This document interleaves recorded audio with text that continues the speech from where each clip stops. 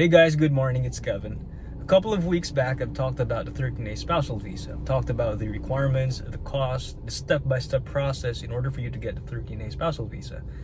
However, today's going to be something different. I'm going to talk about the 5 things that you must know about the 13A spousal visa.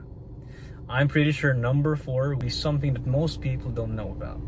So stick around, grab a cup of coffee, let's get down to business.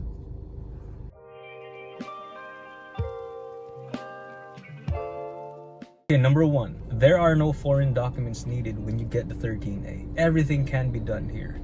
That means there's no more police background check from your country. There's no more birth certificate from you as the foreign applicant. It's not required. Everything can be done and obtained here. However, except for this one thing. If you were married outside the Philippines, let's say you were married in the US or Canada, you will for sure have a Canadian or a US marriage certificate. Now that will not be accepted here in the Philippines. In order for it to be accepted, you need to do either one of these 2 things. Okay, number 1, you need to have it reported at the Philippine embassy. Because when you do that, you will get a Philippine copy of your foreign marriage certificate here in the Philippines. Number 2 is have it apostilled or authenticated at the Philippine embassy. So if you haven't done the first option, then the apostille would be an alternative. Number 2, there are actually 2 ways to secure the 13A spousal visa. Obviously, number 1, you can get it here in the Philippines. The second option, you can actually file for the 13A from your home country, and that can be done at the Philippine embassy or at the consulate. Take note that not all can do the applications, like at the Philippine embassy, not all can do it, but there are some, like in the US. There are applicants who are doing the 13A back in their home country. Now, the huge difference between these two, if you get a 13A in the Philippines, you need to undergo a 2-stage process. You come to the Philippines, you start as a tourist, you convert it into a 13A probationary residency, you get a 1-year visa, and before that 1 year runs out, you need to apply for an amendment. So 13A probationary, amended to a 13A permanent residency. At that point, the visa is permanent, and you will then have an ACRI card that is valid for 5 years and renewable. Now, if you get the 13A from your home country, let's say in the Philippine embassy, there's only one good thing about this process, is you don't have to deal with the 13A probationary status. So when you get it there, you will have directly the 13A permanent residency. But take note, you're only halfway done in the process, because what you will only get is the visa itself.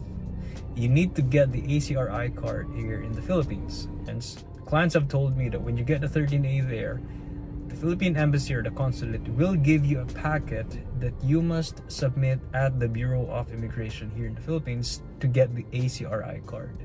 And they will give you a certain period of time to do that, probably around a year.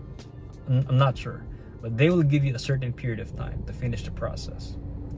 So when you come to the Philippines, you submit the document, you go to the BI, a couple of months after, they will give you an ACRI card. Now, number 3, you can actually exit the country in the middle of the process. Now, this only applies if you get the 13A here in the Philippines. Now, unlike the SRRV, when you submit your paperwork, your original passport comes along with it. The 13A, no. The Bureau of Immigration will return your passport after the filing of the application. Now, this is a key difference. Okay, number 4, 13A is permanent, but it is a dependent type of visa. Unlike the SRRV, you're getting the lifetime stay visa by yourself. There's no petitioner required like a Filipino, none of that. The only petitioner for the SRRV is the Philippine Retirement Authority. So it's an independent type of visa. Now, the 13A is dependent. Now, I always tell this to my clients in the past that you are getting a permanent visa, but whatever happens to your marriage will affect your visa. So regardless if it's on paper or not, if you were separated and you feel that your relationship is going nowhere, I suggest you consider canceling the visa voluntarily. Don't wait for your wife to report you at the Bureau of Immigration. That's a huge headache. Okay, number 5, 13A is only permanent when you are in the Philippines. Now, what do I mean by this?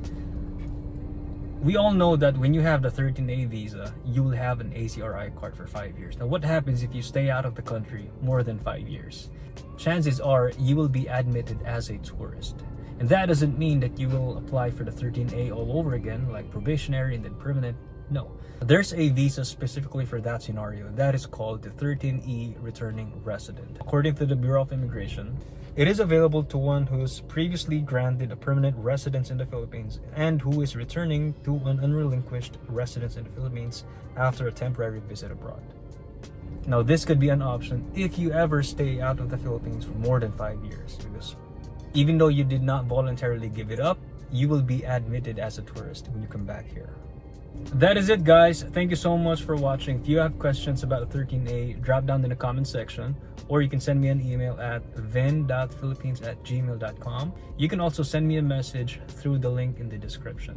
If you want to learn more about the 13A, go check out my other video, link in the comments. Anyway, like, share, and subscribe, and see you on the next video.